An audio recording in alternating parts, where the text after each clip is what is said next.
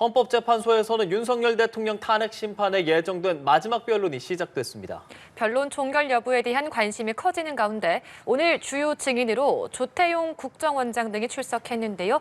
쟁점은 무엇인지 관련 내용 손수호 변호사 그리고 사회부 법조팀 이채연 기자와 짚어보겠습니다. 두 분 어서 오세요. 안녕하십니까? 안녕하세요. 예, 안녕하십니까? 자, 오늘 10시부터 변론이 시작됐고요. 지금은 조태용 원장에 대한 변론이 진행되고 있는 상황입니다. 자, 오늘 언제부터 시작했고 관련된 내용들 한번 쭉 짚어주시죠. 네, 오늘 헌재가 미리 지정했던 윤 대통령 탄핵 심판 8차 변론이 10시부터 시작이 됐고요. 지금 첫 증인으로 나온 윤 대통령 측 증인인 조태용 국정원장에 대한 증인 신문이 10시 10분 정도부터 시작이 됐습니다. 그리고 오후에는 이제 김봉식 전 지방경찰청장에 대한 증인신문, 또 조성현 수방위 제1경비단장에 대한 증인신문이 예정이 돼 있는데 이렇게 세 사람에 대한 증인신문이 오늘 하루 종일 이어질 예정이고 현재는 조태용 국정원장에 대한 증인신문이 윤 대통령 측의 주신문을 거쳐서 국회 측의 반대신문, 이어서 다시 윤 대통령 측의 제주신문, 그리고 마지막으로 국회 측의 재반대신문이 이어지고 있는 상황이고요. 오늘 이제 증인들 같은 경우에는 앞선 증인들과 맞물려서 나오는 증인들이기 때문에 홍장원 전 차장과 연결되어 있는 조태용 국정원장에 대한 체포조 의혹 관련한 집중적인 질의가 쏟아지고 있는 상황이고요. 오늘 이제 이 사람들의 입에서 어떤 이야기가 나오는지에 따라서 국회와 윤 대통령 측 어느 쪽 주장에 좀 신빙성의 무게가 더 실릴지가 관건인 상황입니다. 예, 지금 탄핵 심판 3차 변론길부터 윤석열 대통령이 출석을 하고 있는데 네, 지금 주요 대목마다 직접 발언은 하지 않고 있거든요. 지금 진행되고 있는 변론길에서는 윤석열 대통령이 어떤 발언을 하게 될지 좀 어떻게 전망하십니까? 네, 헌법재판을 직접 이제 보면서 많은 국민들이 굉장히 좀 신기하다, 좀 흥미롭다 이런 반응을 보이고 계신데요. 법조인들 역시 마찬가지입니다. 그런데 윤 대통령이 첫 번째 증인으로 나왔던 김용현 전 장관에게는 직접 신문을 했습니다. 그렇죠. 그러면서 본인의 생각도 이제 질문과 함께 녹여내면서 상당히 많이 드러냈고 또한 김용현 전 장관 증인의 증언에도 어느 정도 영향을 주었다는 평가를 할 수 있는데요. 그런데 이제 그 부분에 있어서 좀 부작용이 있다라고 판단을 한 헌재가 평일을 거쳐서 이제 피청구인 대통령의 직접 신문은 일단 중단하기로 했고요. 그 후에는 이제 마지막에 모든 그 증인신문 절차가 끝난 다음에 기회를 얻어서 발언을 하는 그런 절차들이 진행되고 있습니다. 특히 지난 직전 변론기일에 했던 이야기가 굉장히 큰 화제가 됐었죠. 국회에서 야당의 어떤 박수 이야기를 비롯해서 이제 비상계엄을 선포함에 있어서의 물론 핵심적인 그런 배경이라고 주장한 것은 아닙니다만 여러 가지 비상계엄 선포의 배경을 이야기하면서 본인의 어떤 억울한 점 또한 본인의 감정 등등을 호소했는데 오늘도 그런 발언이 있을 것으로 보여요. 왜냐하면 일단 변수가 존재합니다만 오늘이 마지막 증인신문 절차일 가능성이 큽니다. 그리고 또 물론 변론기일이 또 지정되어서 종합적으로 의견을 정리해서 개진하고 공방을 펼칠 기회가 주어질 가능성은 또 역시 존재합니다. 하지만 그렇다더라도 증인신문 절차가 진행된 후에 그 여러 증인들의 증언에 대해서 대통령이 또 입장을 밝힐 기회는 사실 오늘이 마지막일 수 있거든요. 게다가 오늘 첫 번째 증인으로 나와서 지금 증인신문에 응하고 있는 조태용 국정원장은 이미 증인신문을 진행했던 홍장원 전 차장과 관련해서 여러 가지 충돌되는 지점들이 있습니다. 네. 그리고 또한 그렇죠. 그리고 또 이제 대통령 측에서도 홍장원 전 차장의 증언의 신빙성을 깨기 위해서 신빙성을 낮추기 위해서 여러 가지 조태용 원장의 증언들을 이끌어내는 시도를 지금 하고 있는 중이거든요.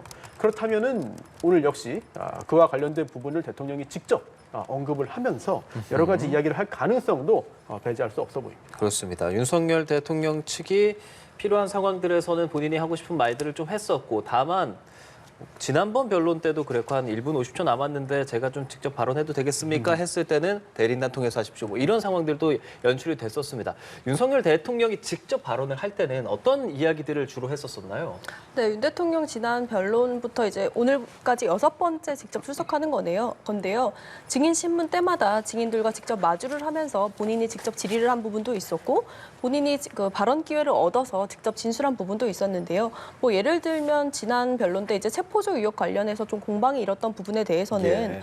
뭐 이제 본인이 직접적으로 계엄 관련된 것과 관련해서 이제 홍장원 전 국정원 1차장한테 전화한 게 아니다. 방첩사의 뭐 간첩 수사를 도와주라는 취지로 전화를 걸었던 거다. 뭐 전화를 했을 거면 조태용 국정원장이 했을 거다라면서 이제 계엄과는 직접적으로 연관 없는 통화였다. 이렇게 좀 부인하는 모습도 볼 수 있었고요.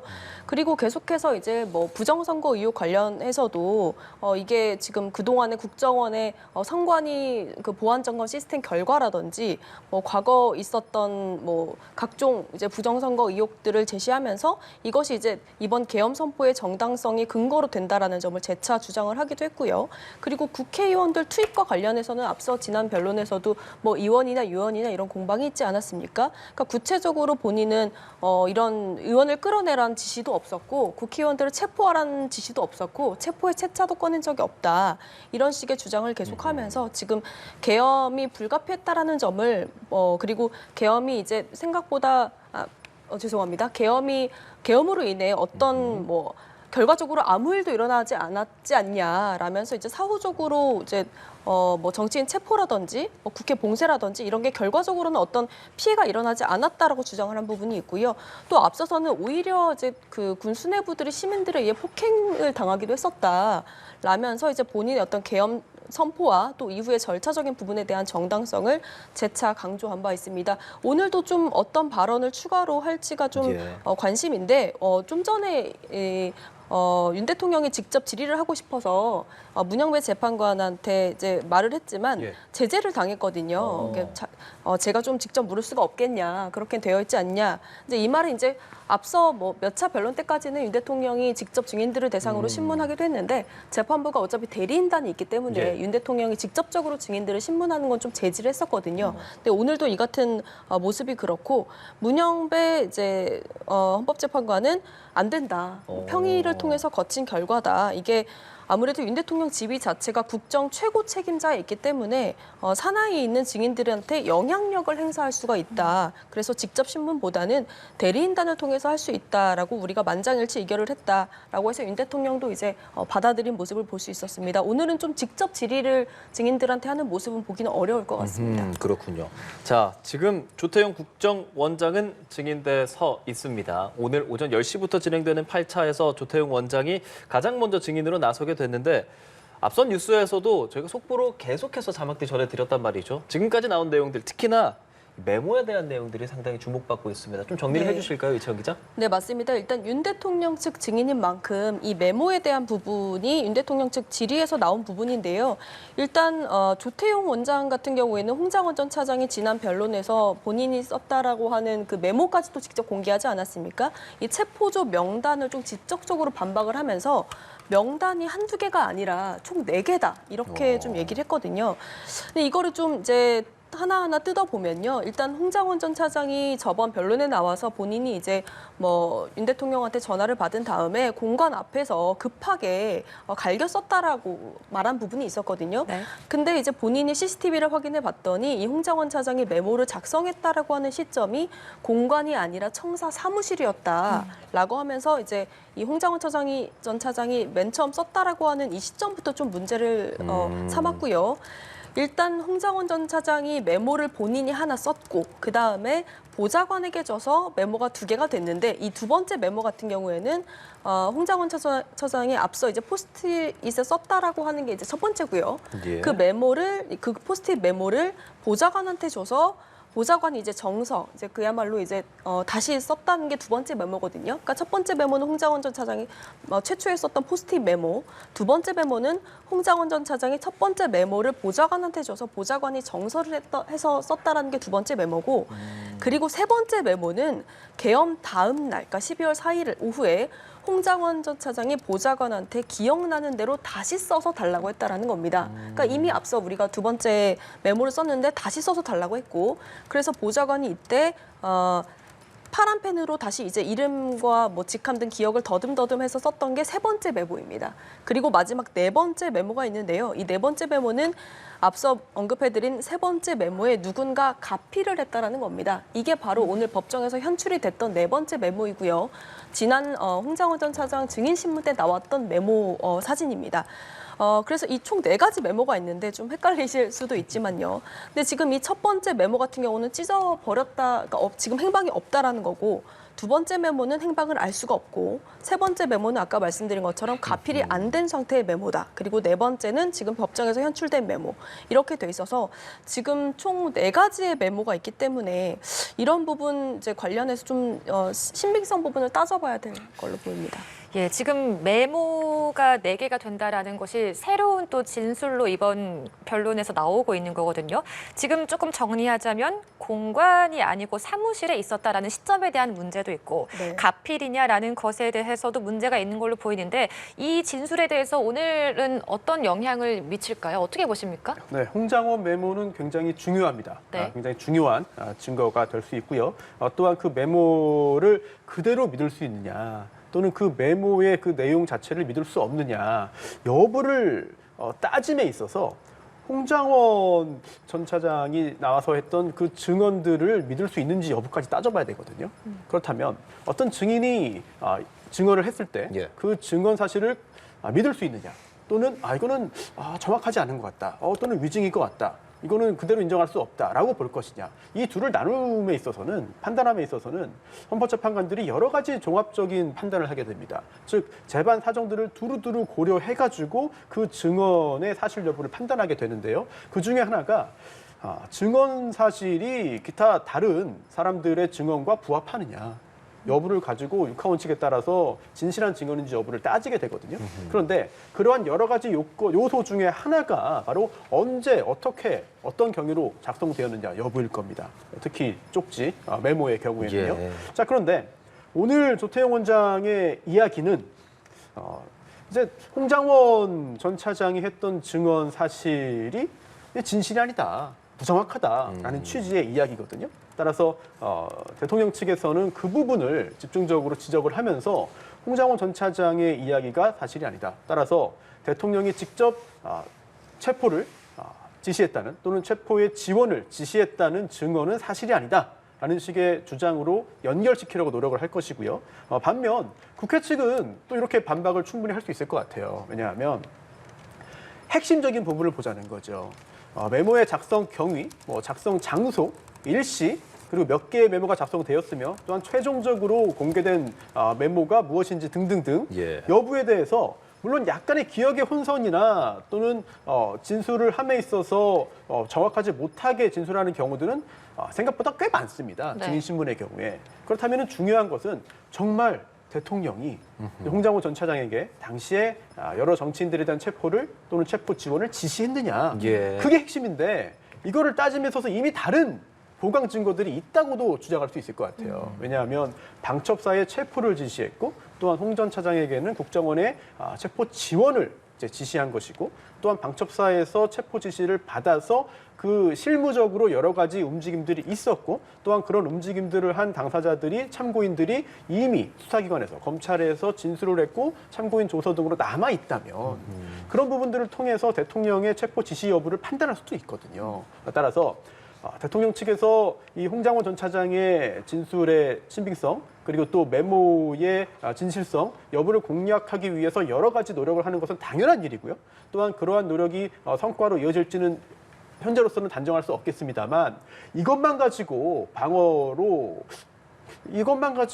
과연 방어에 성공할 수 있겠느냐, 이런 부분에 대해서는 여러 가지 의구심이 듭니다. 혹시나 이채영 기자 좀 덧붙일 말씀이 있으십니까? 네, 그 방금 말씀 주셨던 것처럼 변호사님께서 그 조태용 원장 같은 경우는 지금 홍장원 차장의 메모에 지금 강한 신뢰성과 의문을 제기하고 있습니다. 맞아요. 앞서 저희가 얘기했던 것처럼 그 홍장원 전 차장이 공관 앞 주차장에서 전화를 했고 메모를 했다라고 증언을 하는데, 이 부분에 대해서 조 원장은 거짓이라고 생각한다라고 얘기를 했고요. 그리고 지금 최초 정보위 때 계엄 이후에 정보위 때 이런 메모가 공개됐었고 명단까지도 좀 거론이 됐었는데, 당시 백브리핑, 정보위 백브리핑 당시에는 박찬대라는 이름이 없었는데 추후에 그럼 끼워 넣었다는 거냐라면서 명단 하나하나 세세하게 질문이 윤 대통령 측에서 이어졌었는데, 조태용 원장은 홍장원 차장 메모에, 그리고 차장 증언에 대해서 신뢰성에 대해서 강한 의문을 가진다 이렇게 말하기도 했고요. 다만 국회 측에서도 이 메모의 경위를 좀 물고 늘어졌었는데, 뭐 이제 보좌관이 원래 포스트잇에 쓰였던 걸 정서했다면, 그러니까 2차 버전의 메모에는 뭐 몇 명을 적었던 건지 확인을 했냐라는 질문에는 조태용 원장이 확인을 했지만 뭐 나중에 서면으로 제출한다라고도 하면서도 제 기억에는 14명이다 이렇게 또 얘기를 한 부분이 있거든요. 그래서 일단 그 조태용 원장 같은 경우는 홍장원 전 차장의 메모에 좀 신뢰성의 의문을 제기하고 있고, 다만 이게 뭐 허위냐 아니냐 이런 부분에 있어서는 본인이 판단할 건 아니다라고 얘기를 했습니다. 예. 그런데 뭐 지금 들어온 속보에 따르면 저희 자막으로 보여드리고 있죠. 조태용 원장이 홍장원은 말을 바꾼 사람이다. 정말 답답하다라는 이야기를 했다라고는 전해지고 있습니다. 국회 측에서는 뭐 2024년 3월에 식사 자리에서 비상계엄에 대해서 반대했냐, 즉 안감 회동에 대한 이야기를 하는 것 같고요. 지금 국회 측의 질의가 진행되고 있고 국회 측 질의도 거의 끝나가거든요. 국회 측에서는 어떤 부분을 중점적으로 묻고 알고 싶어 할까요? 네, 우선 홍장원 전 차장의 메모와 증언 사실 자체는 대단히 중대합니다. 즉 지금 이 재판 자체가 결국 가리고자 하는 것이 국민이 직접 뽑은 대통령을 이제 권좌에서 내려오게 하는 그런 굉장히 중대한 판단을 하는 거잖아요. 따라서 헌법과 법률에 대한 중대한 위반이 있어야만 대통령을 파면할 수 있습니다. 어느 정도의 헌법 법률 위반 정도로는 파면되는 게 아니고 중대한 위반이 있어야 되는데, 그런데 지금 이제 조태용 원장과 홍장원 전 차장이 문제가 되고 있는 이 안건 자체가 대통령의 정치인 체포 이 부분 여부거든요. 예. 근데 만약에 대통령이 정치인 체포를 지시했다는 사실이 인정된다면 사실 파면으로 이어질 가능성이 매우 높다고 볼 수 있습니다. 사실상 파면과 직결된다고도 볼 수 있어요. 그러나 만약에 조태용 국정원장의 증언에 따라서 홍장원 전 차장의 증언과 메모를 채택하지 않게 된다면은 이 경우에는 또 다른 사안들을, 다른 쟁점들을 또 살펴볼 단계로 넘어갈 수도 있거든요. 따라서 굉장히 중요한 부분입니다. 그래서 국회 입장에서는 현재까지 나온 여러 가지 증거 중에서 특히 홍장원 메모와 증언은 대통령 측에게는 상당히 좀 뼈아픈 부분이거든요. 따라서 그 신빙성을 유지하기 위한 그런 작업들을 펼칠 것으로 보이고, 그렇게 하기 위해서는 조태용 국정원장의 증언이 이제 홍장원 전 차장의 증언과 충돌되는 부분들이 있잖아요.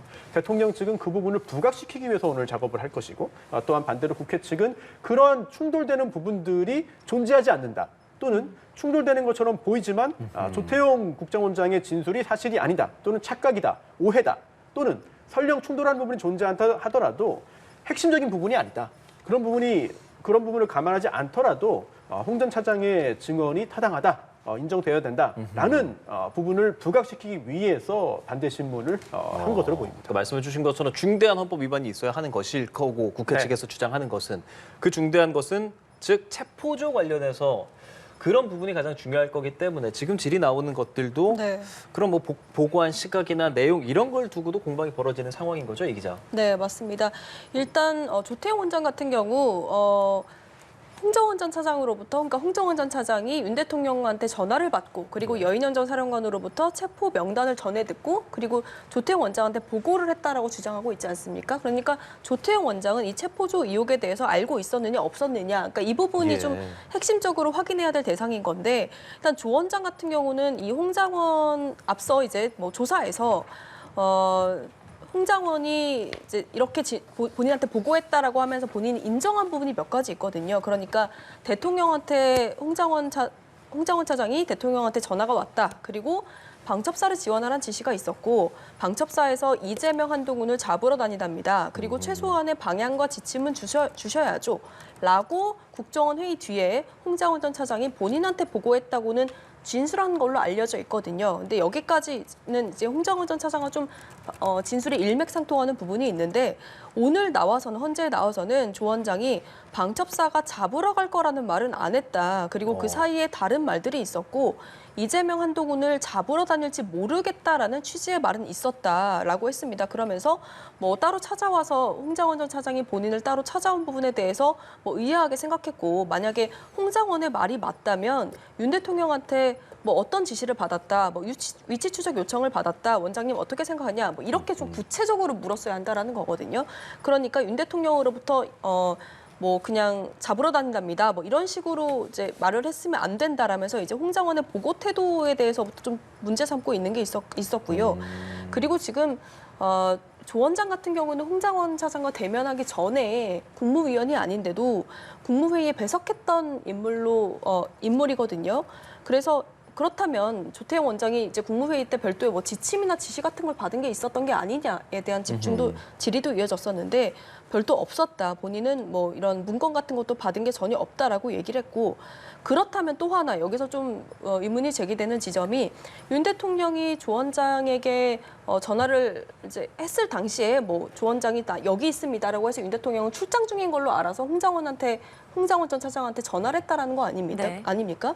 그럼 조태용 원장은 윤 대통령이 본인이 아닌 홍장원 전 차장에게 다시 전화했던 부분에 대해서 왜 안 궁금했냐라고 국회 측에서 좀 따져 물은 점이 있었거든요. 근데 이거에 대해서 조 원장은 뭐 체포조 이런 게 아니고 방첩사를 지원하라고 하니까 뭐 늘 듣던 이야기라서 그런 이야기를 하려고 전화했나 보다 생각을 했다. 뭐 그리고 전화를 윤 대통령이 언제 했다. 뭐 이런 이야기도 하지 않았다. 만약에 본인이 보고를 받았으면 당연히 확인했을 텐데 뭐 그런 내용이 없어서 뭐 본인은 이제 뭐 이재명 한동훈 잡으러 다닐지 모르겠습니다. 뭐 오늘 밤 뭐 이렇게 얘기를 하니까 뜬구름 같은 이야기를 한다고 느껴졌다. 만약에 본인이 제대로 알아듣기에 보고가 됐다라고 생각하면 뭐 좋았을 것이다. 뭐 이렇게 말을 했거든요. 그러니까 계속해서 좀 홍장원 전 차장의 뭐 진술, 보고 태도 그런 내용, 구체적인 내용 부분에 대해서 좀 신빙성 자체에 문제를 삼는 발언을 계속해서 하고 있었습니다. 김영두 헌법재판관이 직접 조태용 증인에게 질문을 하고 있는데 맞습니다. 특히 지금 3월에 있었던 그 안가 모임 관련해서 질문을 하고 있는 것 같습니다. 이게 지난번에 증인으로 나왔던 신원식 국가안보실장의 증언과 약간 다른 부분들이 지금 나오고 있는 것 같은데요. 당시 신원식 실장은 비상한 조치에 대해서 이야기를 들었다고 증언을 했습니다. 네. 그런데 오늘 조태용 원장은 그런 이야기를 듣지는 못했다라는 증언을 했고요. 물론 두 명의 이야기가 모두 다 진실일 수 있어요. 왜냐하면 신원식 실장은 들었고 또한 조태용 원장은 듣지 못할 가능성도 충분히 있는 겁니다. 예. 하지만 다른 증언이 이번에 나온 것이고요. 이 부분이 중요한 이유가 지금 대통령은 경고성 계엄 선포였다라고 주장을 하고 있죠. 물론 그 자체도 헌법적인 문제가 상당히 심각합니다만 그렇게 주장을 하고 있는데 그게 아니라 이미 3월에서 4월 사이에 이 비상한 조치, 즉 비상계엄 선포 등으로 이제 짐작이 됩니다.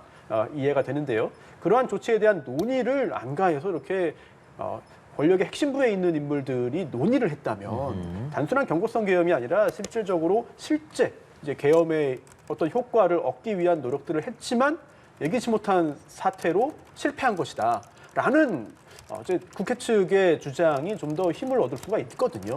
따라서 김영도 재판관도 3월 안가 모임에서 비상이라는 말이 있었는지 여부를 질문을 했고 여기에 대해서 조태용 원장은 직접 듣지는 못했다라는 예. 답변을 했고요.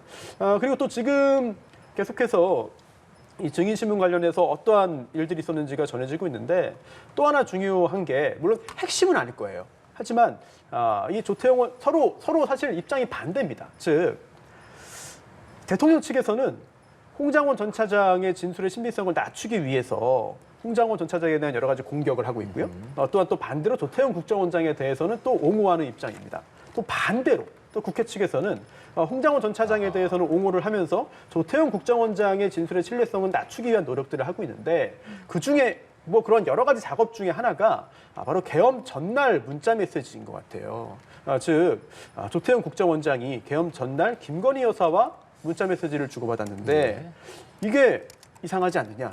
이게 일반적이지 않은 일 아니냐라는 질문을 했고 여기에 대해서 조태용 원장이 자주 있는 일은 아니다라는 취지의 답변을 했거든요. 물론 문자 메시지를 주고받은 것 자체가 뭐 계엄과 직접 연결된다고 뭐 이렇게 단정할 수는 없습니다. 그리고 어떤 내용인지도 저희가 지금 파악할 수는 없는 것이고 예. 하지만 이렇게 양측 증인의 어떤 진술의 신뢰성을 낮추기 위한 여러 가지 공약들을 양측에서 지금 계속해서 하고 있습니다. 예, 지금까지 상황을 좀 정리를 해보겠습니다.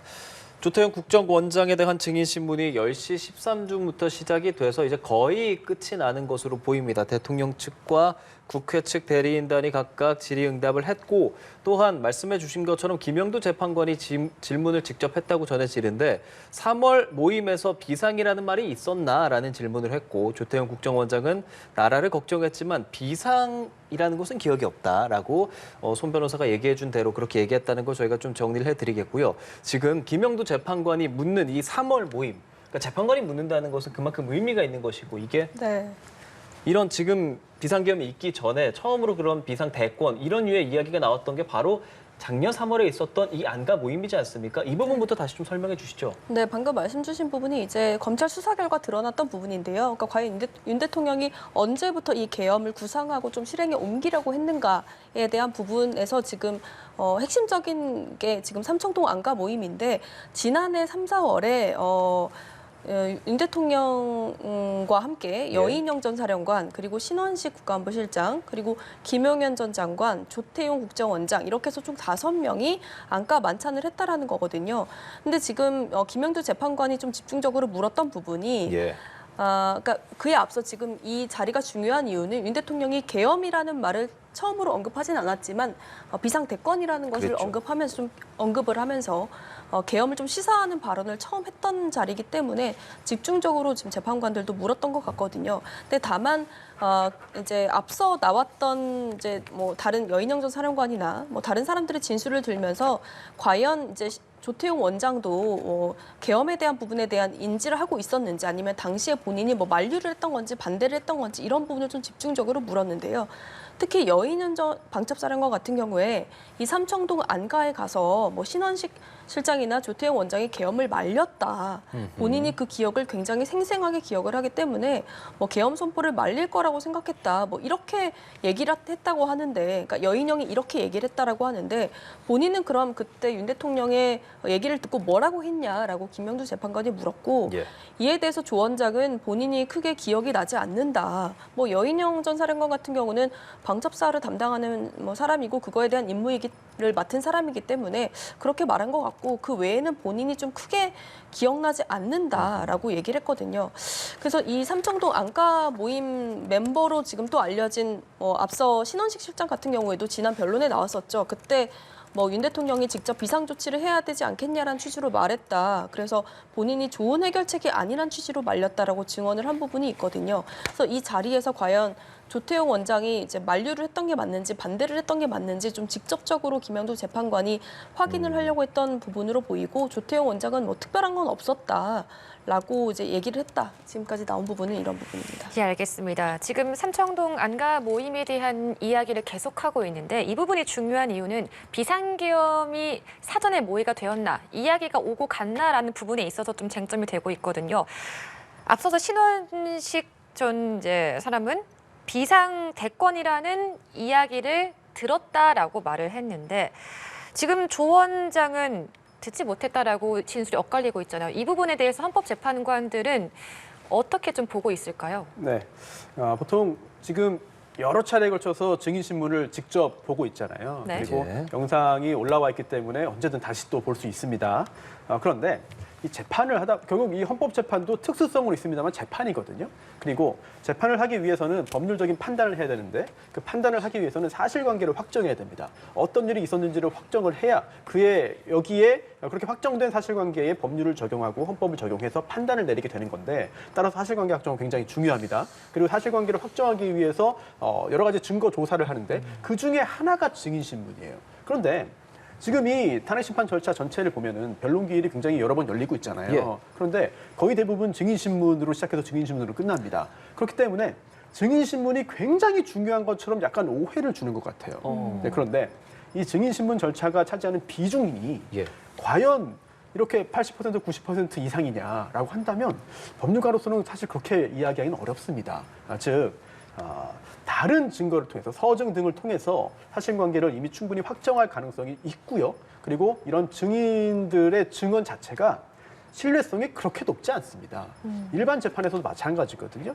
그래서 10명의 증인보다 하나의 서증, 서면, 종이가 있는 게 훨씬 더 유력하다라고도 볼 수 있는데요. 왜냐하면은 사람의 기억은 한계가 있습니다. 따라서 정확하게 기억하지 못할 가능성이 있고요. 또한 일부러 진실을 감출 수도 있습니다. 알지만 모른다고 하거나 또는 본인의 기억에 반하는 증언을 할 수도 있습니다. 또한 더군다나 이번에 증인으로 나온 여러 증인들 중에 상당수는 이미 재판을 받고 있어요. 또는 현재 수사를 받고 있습니다. 예. 또는 본인의 입지에 이번 헌법재판이 큰 영향을 미칠 가능성이 있는 인물들입니다. 그렇기 때문에 진실된 증언보다는 그렇게 증언하지 않을 가능성이 상당하다. 그리고 이거는 뭐 우리나라에서 재판의 최고 전문가인 헌법재판관들이 누구보다 잘 알고 있습니다. 이런 것들을 감안해서 종합적으로 사실관계를 파악하고 법률적인 판단을 할 것이기 때문에 증인 신문에서 나오는 증언의 어떤 아주 좀 지엽적인 그런 사소한 또는 일부분적인 어떤 언급과 표현 때문에 모든 것이 달라지진 않을 거거든요. 이런 부분들도 감안을 해서 이번에 그 증인 신문 자체를 직접 보시면 훨씬 더 이해가 수월할 것 같습니다. 예. 지금 3월 달 이야기에 대해서 김영두 재판관이 작년 3월에 있었던 안가 회동에 대한 질의들을 했다라고까지 전해지고 있는 상황이고요. 비상계엄 대통령 통화에서 그 당시에 미국에 대해서 언급했나라는 질문도 김영두 재판관이 했다고 전해지고요. 네. 조태용 원장은 제 기억에는 있다.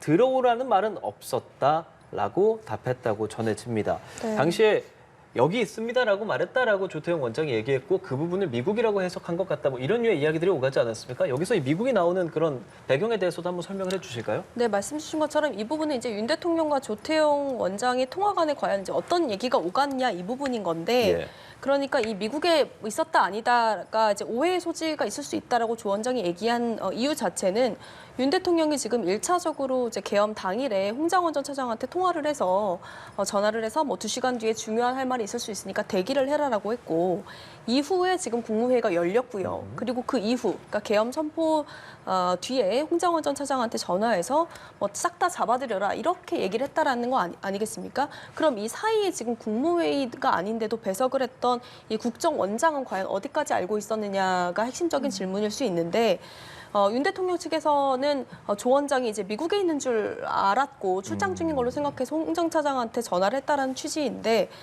분명하게 이제 조 원장은 뭐 여기 있습니다 얘기를 했고 뒤에 뭐 미국은 내일 갑니다라는 취지로 얘기를 했다라는 건데 뭐 그 부분을 잘 혹시 못 들었을 수도 있고 윤 대통령이 좀 오해를 했을 수도 있다라는 거거든요. 그리고 이어서 이제 뭐 곧바로 이제 조 원장이 국무회의에 참석을 했으니까요. 그렇다면 윤 대통령 같은 경우에는 조 원장이 미국에 가지 않았다라는 거를 알게 되는 셈인 거잖아요. 그래서 뭐 미국에 가지 않았습니까라고 해서 뭐 알겠다 이런 취지의 대화를 나눴다라는 것도 지금 얘기가 오가는데 지금 김영두 재판관이 그래서 지난해 삼청동 안가 모임에 이어서 국무회의에 가서 조 원장이 그러면 뭐 어디까지 알고 있었고 그 자리가 어떤 자리를 논했는지 이 국무회의의 어떤 적법성 절차적인 부분에 대해서도 직접 질의가 있었거든요. 그러니까 조 원장이 국무회의에 뭐 누구의 연락을 받고 갔는지에 대해서 조 원장은 아마 대통령실에서 연락이 와서 갔던 거다. 강희구 대통령 비서실장이 전화를 해서 용산으로 바로 들어오라고 해서 본인이 갔던 것이고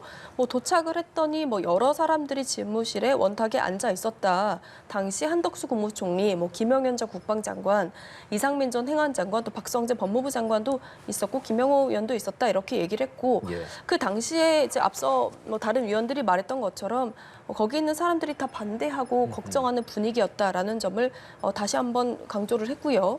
그리고 본인 또한 이 조 원장 또한 뭐 걱정을 했다. 다만 이제 반대란 표현을 쓰지 않았지만 뭐 언론 보도에 나왔다시피 우려의 표시를 전달했다라는 것이고 윤 대통령과 직접적으로 이제 동대한 적은 없고 최상목 장관이 이제 윤 대통령을 보러 갈 때 본인도 이제 쫓아 들어가서 이제 하지 마시죠라고 한 말씀 했었다라고 하면서 이제 쫓아가서 뭐 반대하거나 우려하거나 직접적으로 얘기하기보다는 그냥 하지 예. 마시죠라는 말을 한마디 보탰다라는 것이거든요. 그래서 이때 뭐 그러면 조 원장 같은 경우에는 뭐 국무위원도 아닌데 뭐 지시할 거 없는데 왜 불렀냐고 생각했냐라는 앞선 뭐 국회 측 질의도 있었는데 예. 아무래도 뭐 안보 상황 같은 것들을 봐야 하니까 불렀을 거라고 생각을 한다. 그리고 당시에 이제 계엄에 대해서 반대한 사람들은 있었지만 찬성한 사람들은 없었다, 못 봤다라고 하면서 앞서 나왔던 뭐 한덕수 총리라든지 기존 위원들의 발언과 좀 일맥상통하는 발언들을 했습니다. 미국은 이렇게 좀 보면 될 것 같아요. 예, 갑자기 왜 헌법재판관이 직접 미국 이야기를 묻느냐, 예, 예. 약간 좀 의아할 수도 있는데 생각보다 중요한 부분입니다. 그렇습니까? 네, 왜냐하면 예. 결국 지금 홍장원 전 차장이 직접 대통령으로부터 체포 지원 지시를 받았는지 여부가 쟁점이잖아요. 그런데 대통령 측이 이렇게 처음에 반박을 했습니다.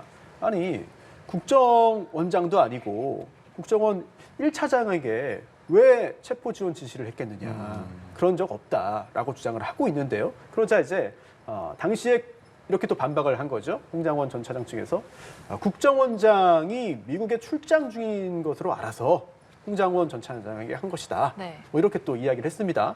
결국 당시에 어떤 일들이 있었는지 도대체 원장에게 체포 지원 지시를 하지 않고 차장에게 한 이유가 무엇인지 당시에 어떤 일이 있었는지를 확인하기 위해서 정말 미국에 간다 또는 갔다 지금 현재 미국이다 곧 갈 것이다 등등등 미국에 대한 언급을 언제 어떻게 한 것이냐 이 부분을 직접 물은 것으로 보이고요. 여기에 대해서 조태영 원장이 어떻게 답을 하느냐에 따라서 당시 대통령이 정말 홍장원 전 차장에게 특별히 이제 전화를 할 그런 이유가 무엇인지 그런 배경이 무엇인지를 확인할 수 있고 그에 따라서 마지막 단계로 홍장원 전 차장의 진술의 신빙성까지도 연결될 것으로 보입니다. 그러면 여기서 말하는 제 기억에는 있다.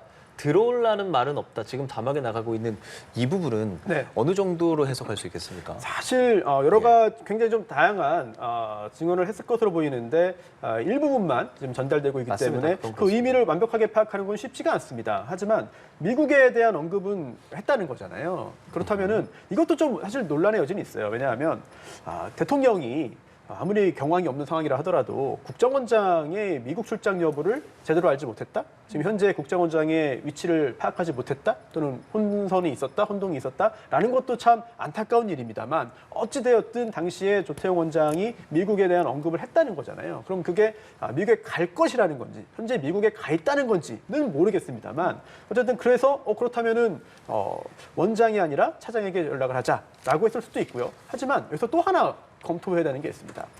미국 이야기는 핑계일 수도 있어요.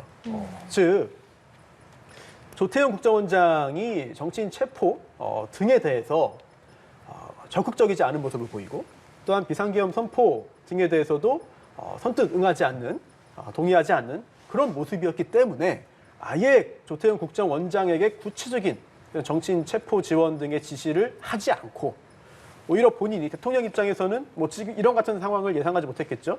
홍장원 전 차장이라면은 또 출신도 육사이고 외교관 출신도 아니고 그리고 또 본인이 지시를 하면은 따를 것이다. 또한 야당의 여러 가지 폭거라든지 정치적인 무리수에 대해서도 공감을 할 것이다. 라는 생각하에 원장이 미국에 있다고 생각해서가 아니라 조태영 원장이 따르지 않을 것을 우려해서 염려해서 아예 원장을 패싱하고 홍장원 전 차장에게 연락을 한 거 아니냐. 이런 해석도 가능하거든요. 따라서 당시에 미국 관련해서 어떠한 언급이 있었는지 여부를 따져보아야 대통령 측의 대응의 어떤 배경까지도 확인할 수 있겠습니다. 예. 자, 지금 김영두 재판관이 계속해서 추가적으로 질문을 하고 있는 상황이죠. 어떤 질문들 오가고 네. 있다고 전해집니까? 맞습니다. 지금 뭐 변호사님 말씀해 주신 것처럼 그러니까 홍장원 전 차장과 윤 대통령의 전화 그리고 뭐 국무회의 관련 뭐 이런 얘기도 이제 중요한데 그러니까 홍장원 전 차장이 다 끌어내라라는 지시를 받았다라는 그 전화 시점도 중요한데 사실 그 이후에 지금 통화에 대해서 재판부가 지금 묻고 있는 부분이 있거든요. 그러니까 예. 홍장원 전 차장이 윤 대통령으로부터 두 번째 전화를 받았다라고 하는 시점이 계엄 당일 밤 10시 53분경 그쯤이거든요.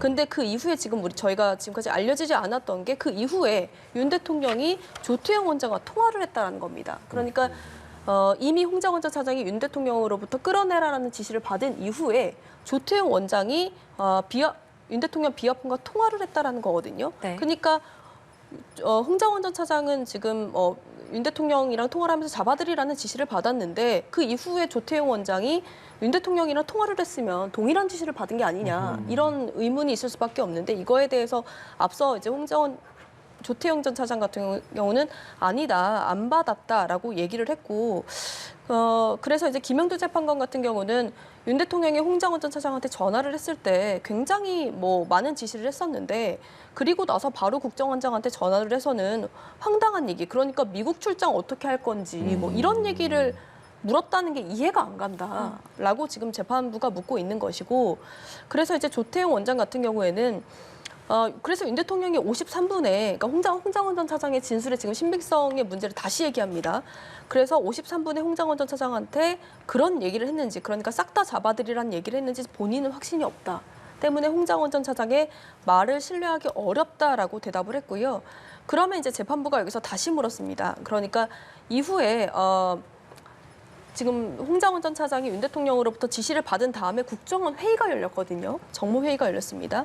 이 자리에서 홍장원 전 차장이 원장님 비상계엄에 대해서 사전에 알고 계셨습니까? 뭐 원장님 언제 아셨나요? 이렇게 물었다고 해요. 그래서 조태용 원장이 뭐 그런 걸 물어보냐라고 했고, 뭐 엉뚱한 질문이고 사실 좀 맞지 않는 질문이라고 생각했다라는 거거든요. 그러니까 재판부도 계속해서 이 윤 대통령과의 통화 시점 그리고 정무회의에서 뭐 어떤 얘기를 오갔고 보고를 받은 게 있는지 구체적으로 좀 뭐 질문을 하고 있고, 이후에 이 정무직 회의가 끝나고 나서 홍장원 차장이 다시 조태용 원장에게 찾아가서 보고를 했다라는 거 아닙니까? 네. 그러니까 이때 이제 아까 저희가 얘기했던 최소한 지침을 달라 윤 대통령한테 전화를 받았다.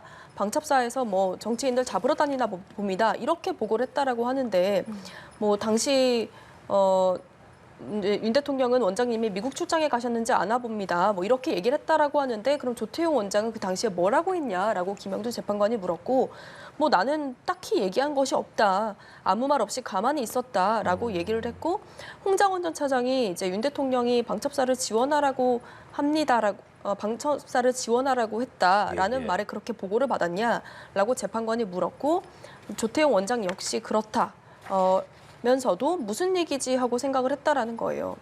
그러니까 이런 부분, 그러니까 구체적으로 홍장원 전 차장이 윤 대통령으로부터 정치인 체포로 지시를 받았다라고 지금 재차 증언을 하고 있는 상황에서 이후에 열렸던 정무직 국정원 회의, 그리고 이후에 또 통화가 이루어졌던 조태용 원장과 윤 대통령 사이에 어떤 대화가 오갔는지, 어허. 그리고 그 이후에 조태용 원장이 홍장원 전 차장이 국정원장을 찾아가서 보고를 했다라는 부분, 이 지금 절차상 좀 말이 엇갈리는 부분이 계속 있는 거거든요. 그러니까 이런 부분에 대해서 재판부가 좀 집중적으로 질의를 하고 있는 모습입니다. 예, 계속 정리를 해주고 계시지만, 그러니까 그 당시에 비상계엄 당시에 윤석열 대통령이 홍장원 차장에게 전화를 걸었고, 홍장원 차장 주장에 의하면 당시에 정치인 체포를 이야기 들었다. 그리고 조태용 원장과 통화를 나누는 과정에서 홍장원 차장이 대통령과 통화했다라면서 방첩사 지원에 대해서 얘기했다. 그러니까 이런 홍장원 차장과 조태용 원장과의 통화에 대해서 재판부 굉장히 자세히 묻고 있는 상황입니다. 이게 사실 가장 중요한 부분이라고 볼 수 있는 거겠죠, 그럼? 그렇습니다. 예,